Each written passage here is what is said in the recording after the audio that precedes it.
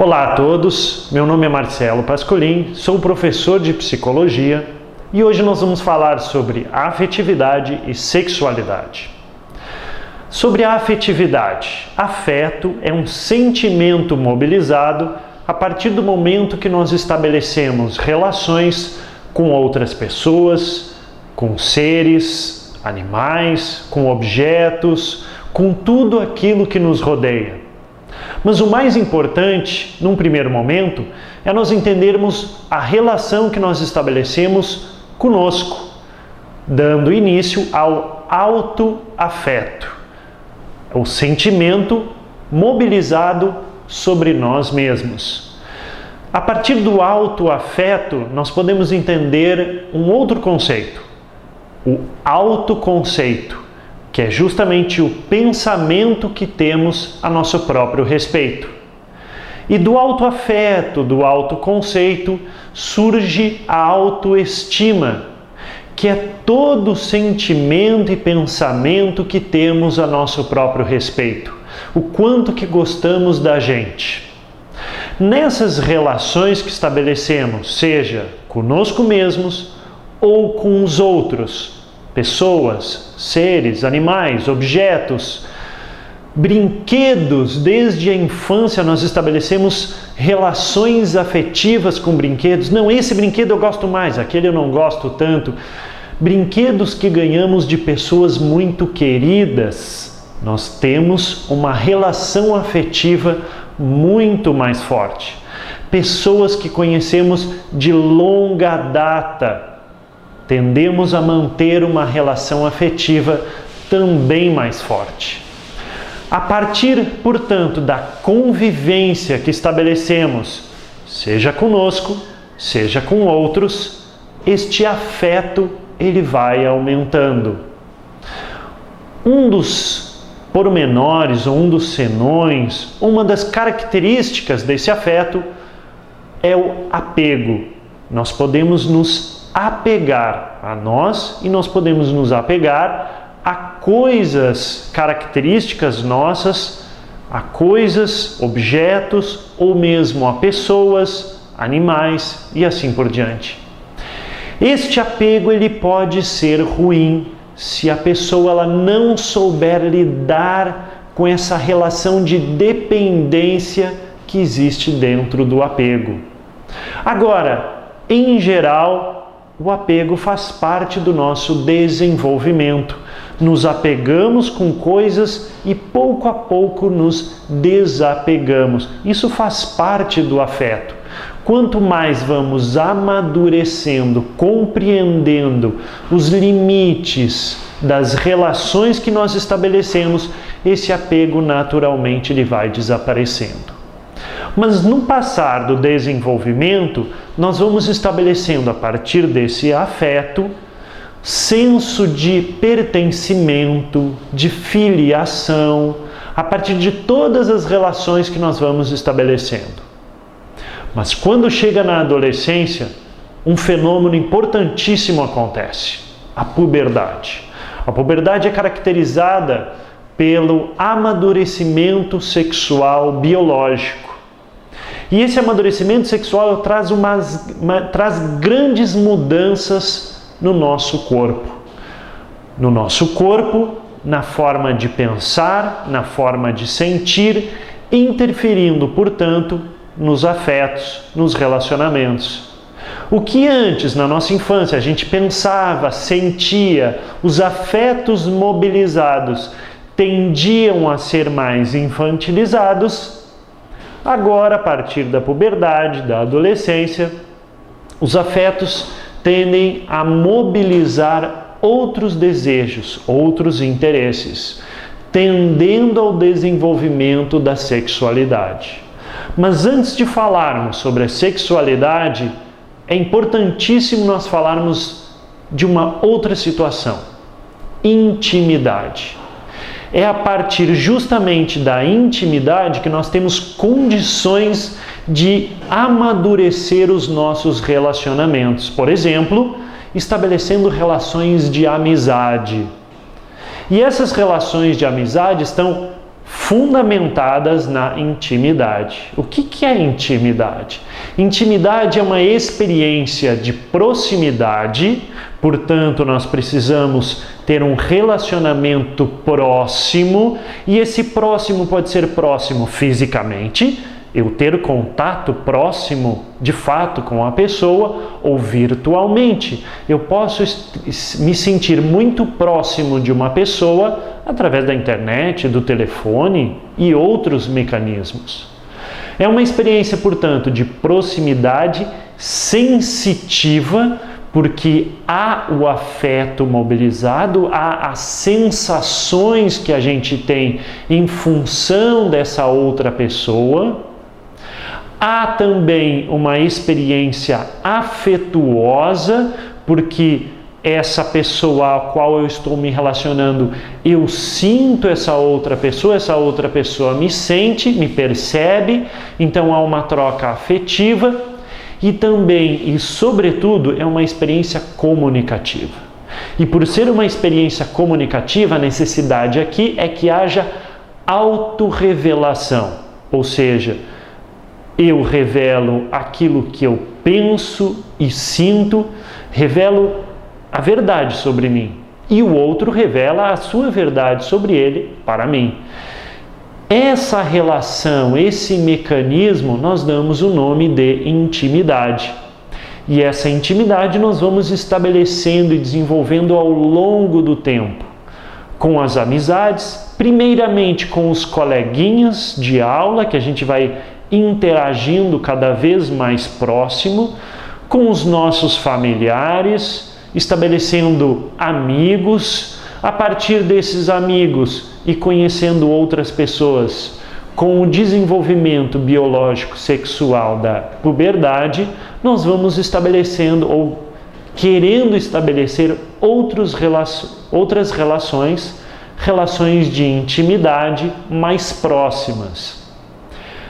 Um dado importante sobre intimidade: a intimidade pode ou não envolver relações sexuais. As amizades é um bom exemplo de intimidade sem relações sexuais.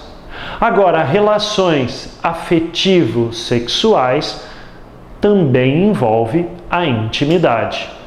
As emoções mais fortes que nós vamos desenvolvendo ao longo do tempo, em geral, passam pela questão da intimidade. Agora, se nós nos detivermos para a forma de pensar do adolescente, nós vamos perceber que o adolescente ele pensa bem diferente da criança. A criança tem um pensamento mais concreto, ela estabelece o seu entendimento das coisas, do mundo, das pessoas, a partir de algo concreto, algo que ela possa pegar. Então, como que ela entende amor? Pelo abraço, é algo concreto, é algo palpável. Mas ela entende, por exemplo, solidariedade, ela vai ter mais dificuldade. O adolescente ele já consegue entender solidariedade, amor, que são conceitos um pouco mais abstratos. Mas é só essa a diferença? Não, porque o adolescente, em função de todas as mudanças físicas, psicológicas, sociais, aos quais está passando nesse período da adolescência, faz o adolescente mudar a sua forma de pensar. E ao mudar a sua forma de pensar, ele também estabelece maneiras diferentes de estabelecer relações de intimidade. Só que daí, em função da inexperiência do adolescente e muitas vezes desses ímpetos instintuais do adolescente de fazer aquilo que ele está sentindo de uma maneira irrefletida, imponderada, irracional, muitas vezes o adolescente ele pode cometer alguns erros, e alguns desses erros às vezes não têm volta, outros são plenamente possíveis de serem consertados. Mas aí o adolescente, por exemplo, pode ter alguns comportamentos imprudentes e promíscuos. Mas essa fase de experimentações, ela passa. a partir do momento que o adolescente ele ganha maturidade, ele aprende, ele extrai significados mais maduros das experiências que ele está tendo.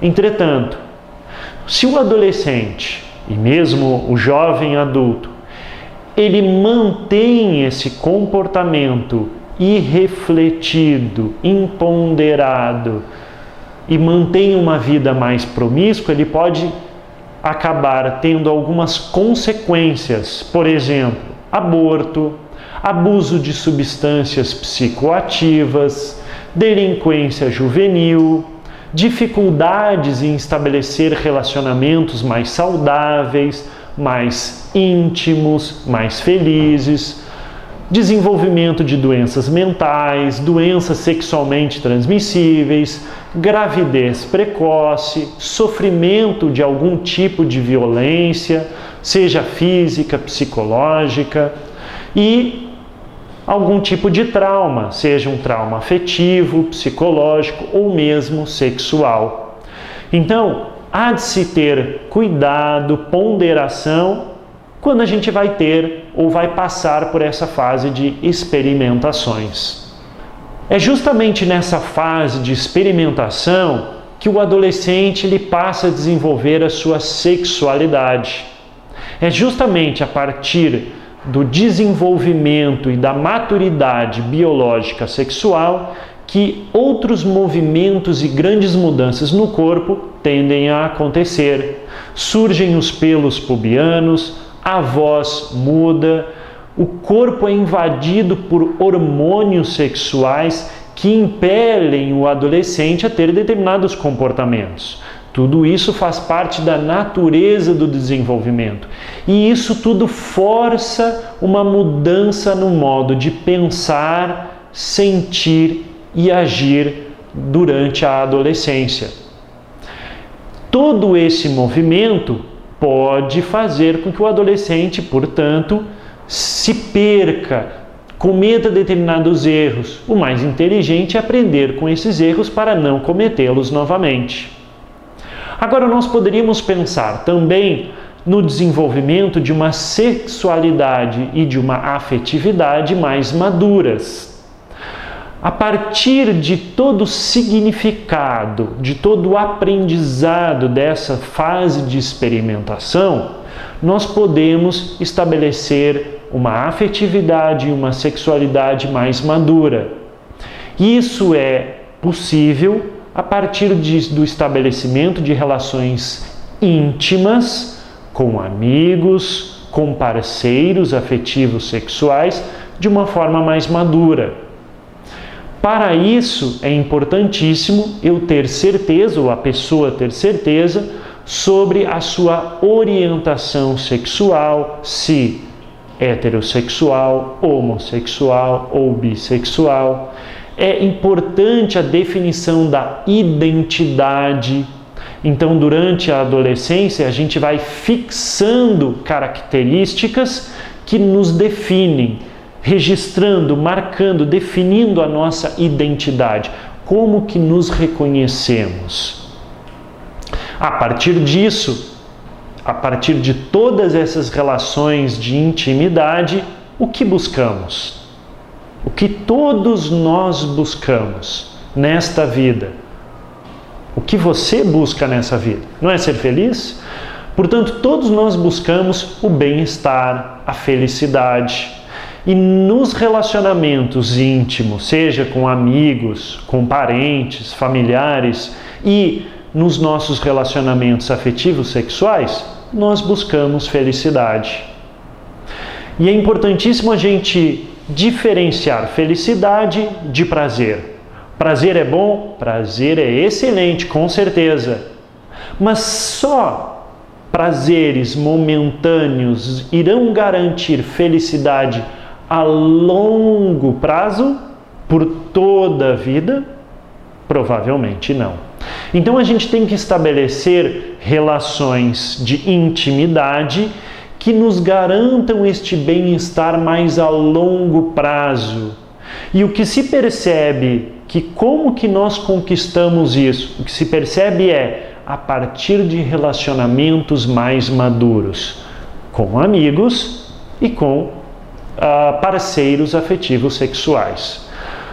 O sentimento mais duradouro de bem-estar vem a partir de propósitos, de ideias, de metas, de objetivos mais elevados, maiores, visando o desenvolvimento pessoal e o desenvolvimento, a ajuda das outras pessoas com as quais nós convivemos. Portanto, o modo ideal ou um relacionamento afetivo sexual mais maduro é justamente aquele no qual a gente busca o nosso desenvolvimento e ajuda o nosso parceiro ou parceira nesse desenvolvimento e vice-versa. Esse parceiro ou parceira nos ajudam também nesse nosso desenvolvimento, visando uma melhoria mútua, uma ajuda mútua. Um ajuda o outro a ambos serem felizes, terem bem-estar ao longo de toda a vida. Como que nós podemos desenvolver isso? Eu gostaria de mencionar para vocês duas técnicas que eu considero essenciais para o estabelecimento de relações mais maduras na vida, sobretudo com parceiros afetivos sexuais. Primeira técnica é o exercício do diálogo e da desinibição. Diálogo, portanto, é conversa. Tem que conversar. Não dá para ficar calado deixando que o outro tente adivinhar aquilo que passa pela nossa cabeça. Isso não existe. Ninguém tem uma bola de cristal para adivinhar o que passa pela nossa cabeça. Portanto, nós precisamos dizer com clareza aquilo que pensamos e sentimos. Desinibição por quê? Porque a gente não pode ter medos, receios, vergonhas de dizer aquilo que a gente pensa e sente. Por exemplo, não podemos ter vergonha de dizer os nossos desejos, inclusive desejos sexuais. Um bom relacionamento afetivo sexual, ele existe quando os parceiros conseguem dizer um para o outro aquilo que pensam, sentem, desejam e inclusive têm de fantasias. Nada melhor do que realizar boas fantasias a dois. Isso é sempre, todo dia? Não, claro que não. Mas de vez em quando isso gera um bem-estar maior no relacionamento. Outro fator, outra técnica, é a técnica da admiração e discordância. Nós não temos como, ou melhor dizendo, não existe ninguém 100% perfeito e nem 100% de características ruins. Não existe isso. Todos nós temos qualidades e pontos a melhorar. Todos. Portanto, nós podemos promover uma autocrítica, avaliando a nós mesmos características positivas e negativas, e podemos fazer isso com o nosso parceiro. Veja, quando o nosso parceiro ou parceira faz isso com a gente, apontando nossas qualidades e aquilo que a gente precisa melhorar, quando é feito e estabelecido essa relação, ambos ganham, porque ambos melhoram e melhoram um para o outro. Qual é a tendência natural? É o casal ficar mais feliz, porque eles vão se querer mais, se conhecer mais, se desejar mais, e aí naturalmente o casal será mais feliz. Portanto, duas técnicas importantíssimas: diálogo e desinibição, e admiração e discordância. Essas técnicas vão promover uma coesão, uma relação muito mais próxima no relacionamento. Além disso que nós falamos, o que nós podemos mencionar como outras estratégias de promoção dessa coesão, dessa intimidade, desse relacionamento mais positivo, mais maduro?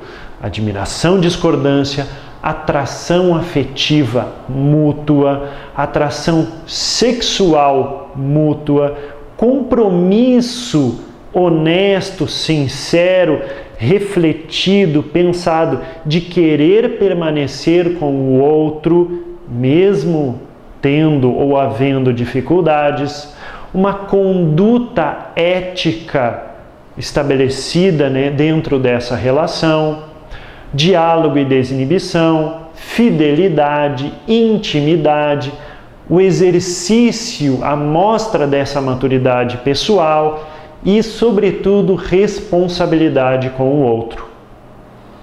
Agora, quando não há coesão, quando há dificuldades no relacionamento, em geral, que elementos estão presentes nessas incompatibilidades do casal ou do relacionamento? Então, podem existir incompatibilidades de diferentes ordens. Incompatibilidades afetivas, financeiras, físicas, intelectuais, incompatibilidade de interesses, incompatibilidades profissionais ou mesmo incompatibilidades sexuais. Quando algumas dessas incompatibilidades atingem um grau, um nível alto para um dos cônjuges, em geral, este relacionamento tende a ir para o fracasso. É possível reverter isso? Claro que é possível, com as técnicas mencionadas anteriormente, sobretudo diálogo. Mas a partir do momento que se percebe algumas características que estão levando a essa dissolução da relação, o que nós podemos observar? Que características, que elementos tendem a estar presentes previamente a essa dissolução?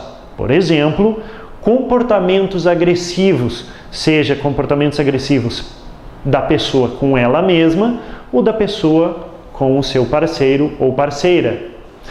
Movimentos egocêntricos, então são comportamentos onde a pessoa só pede para si, ela quer ser o centro da relação, ou mesmo o individualismo, só ela que interessa na relação, o outro não interessa. Falta de comunicação, de diálogo entre os cônjuges, falta desse diálogo, desinibição, não existe, não se conversa, não se fala. Falta de investimento na relação, seja investimento de tempo, investimento financeiro e assim por diante. Ou então, características ou comportamentos de possessividade. O parceiro é só meu, não deixo ele ou ela compartilhar intimidade com mais ninguém, nem com os melhores amigos ou amigas. Ciúmes doentios, insegurança pessoal. Todas essas características tendem a estar presentes momentos antes da dissolução. É possível reverter? Sim, é possível. Mas veja, precisa haver investimento. Uma das coisas mais importantes que o casal pode fazer é continuar namorando o próprio cônjuge. Por quê? Porque na época do namoro, o que as pessoas faziam? Em geral, os namorados pensavam no parceiro ou na parceira. Buscavam estabelecer surpresas, momentos de surpresas. Tentavam descobrir coisas novas sobre o parceiro ou a parceira. Então era um momento de descoberta, de investimento. Isso é namoro. E esse período, esse tempo de namoro, se o casal permanece tendo esses momentos de namoro ao longo do relacionamento, a tendência é esse relacionamento dar super certo para o resto da vida. Então o que você deseja? Ter relacionamentos mais fugazes, momentâneos, passageiros, do tipo ficar apenas? Ou você deseja ter relacionamentos mais duradouros e maduros? É uma escolha sua. Portanto, para quem deseja estabelecer um relacionamento afetivo sexual maduro, é importante refletir sobre as reais exigências, primeiramente do corpo, exigências psicológicas, exigências afetivas, e que envolvem o estabelecimento de uma relação sexual, relação afetiva com o parceiro ou a parceira. E todas as vivências saudáveis dentro da relação já estabelecida, ou mesmo aquilo que você espera desenvolver, espera estabelecer. Vale muito investir no equilíbrio dos pesos, das medidas referentes à valorização do sexo versus a carência sexual. Os extremos nunca são saudáveis. Nem uma vivência sexual extrema, nem uma total castração da sua sexualidade. Nenhuma dessas leva à felicidade. Um relacionamento maduro, ele passa por tudo aquilo que nós já mencionamos. Por fim, cabe algumas reflexões para nós terminarmos a nossa fala de hoje. Os seus relacionamentos atuais, eles tendem a ser mais maduros ou imaturos? O que você deseja desenvolver numa relação afetivo-sexual? Quais os seus interesses envolvidos no seu relacionamento afetivo-sexual atual? E por fim, que práticas, que técnicas, mas que ações bem pragmáticas a serem implementadas no cotidiano, no seu dia a dia, você pode desenvolver a fim de estabelecer um relacionamento mais maduro, afetivo, sexual. Enfim, reflita, pense, você e todos nós na humanidade temos plenas condições de estabelecer relacionamentos afetivos, sexuais maduros. Para isso é preciso investimento. Invista em você, invista no relacionamento. Até a próxima!